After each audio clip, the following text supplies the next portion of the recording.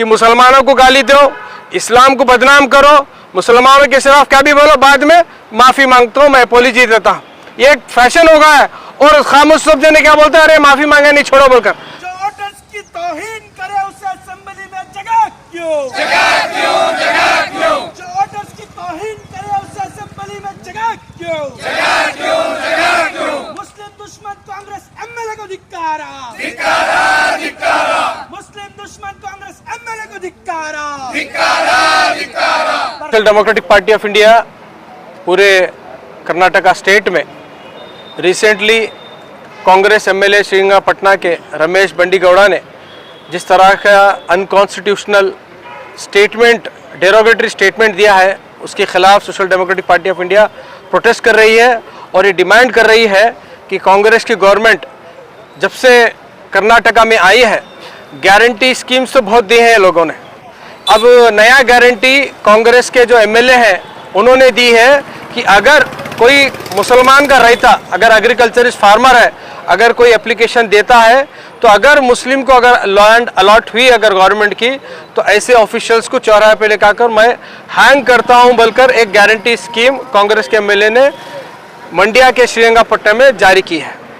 Social democratic Party of India ऐसे derogatory statement, मुसलमान विरोधी स्टेटमेंट और एंटी कॉन्स्टिट्यूशनल स्टेटमेंट के खिलाफ प्रोटेस्ट करती है और ये मांग करती है कांग्रेस गवर्नमेंट से और पार्टी से, इस तरह के जो एमएलए आप लोगों ने जो अंदर चड्डी आरएसएस की है और बाहर आप कांग्रेस का पट्टा डाल के जो रखे हैं, ऐसे एमएलए को, ऐसे कांग्रेस के लीडरों को आप पहचानिए।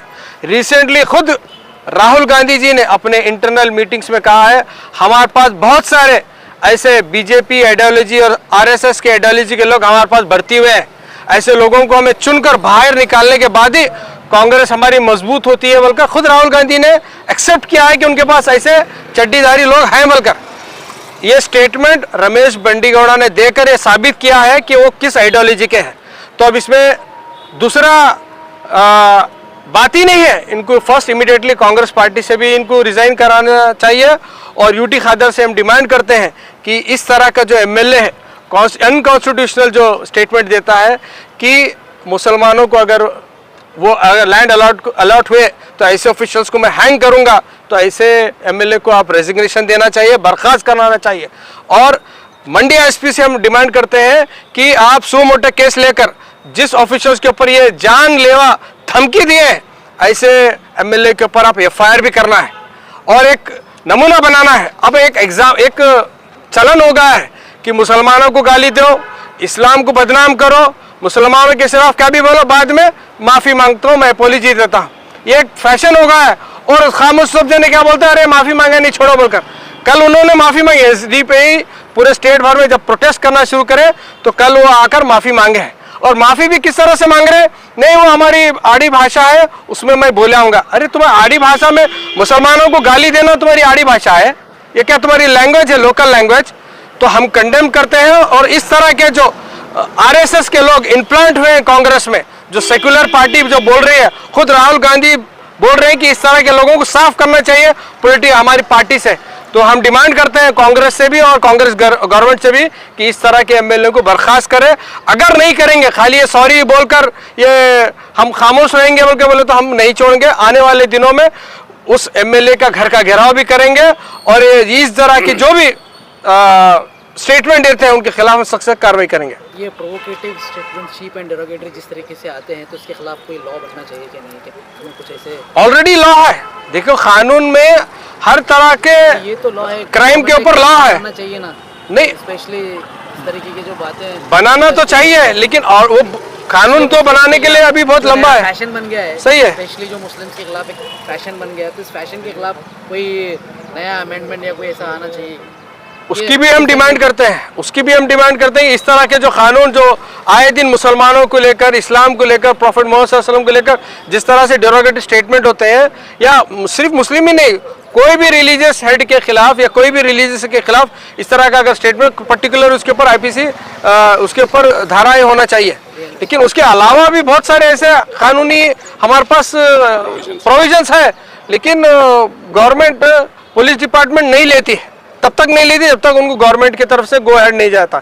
आज social democratic Party of India Gulbarga SDPI की जानिब से आज रमेश बंडीगौड़ा के खिलाफ जो श्रीरंगपट्टनम के MLA हैं और उन्होंने जिस तरह का बात किया है, जिस तरह के मुसलमानों के खिलाफ उन्होंने जो अल्फाज इस्तेमाल किए हैं कि मुसलमानों को ज़मीन अगर अलॉट की जाए तो ऑफिशियल्स को थ्रेटन करते हैं कि हम तुम्हें गली में सूली पर चढ़ाएंगे। या हम पहली बात इसको कंडेम करते हैं और हम मुतालबा करते हैं कि सभा से कि इनको वहाँ से बर्खास्त किया जाए, MLA होने के नाते उनको बर्खास्त किया जाए।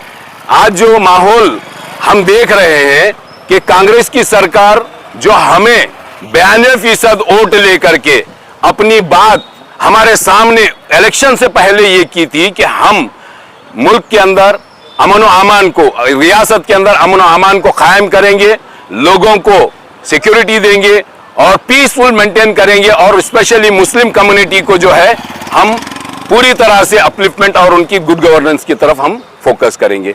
आज MLA बंडीगौड़ा, रमेश बंडीगौड़ा ने जिस तरह से अपना अल्फाज का इस्तेमाल किया है, वो कहते हैं अभी सॉरी भी मांगते हैं और जस्टिफिकेशन भी देते हैं कि मैंने ऐसा नहीं कहा, ऐसा कहा, ये करेक्ट कहा और इसको पॉलिटिसाइज ना किया जाए। एक जिम्मेदार MLA जो होता है एक जिम्मेदार होता है और अगर जिम्मेदार ही गैर जिम्मेदाराना जुमलों का इस्तेमाल करता है और अवाम को या ऑफिशियल्स को थ्रेटन करता है, धमकी देता है और उन्हें खौफ में डालता है, तो इससे बात ये मालूम होती है इसके पीछे उनकी जहानत, किस तरह की संगी जहानत के तौर पर उन्होंने काम कर रहे हैं।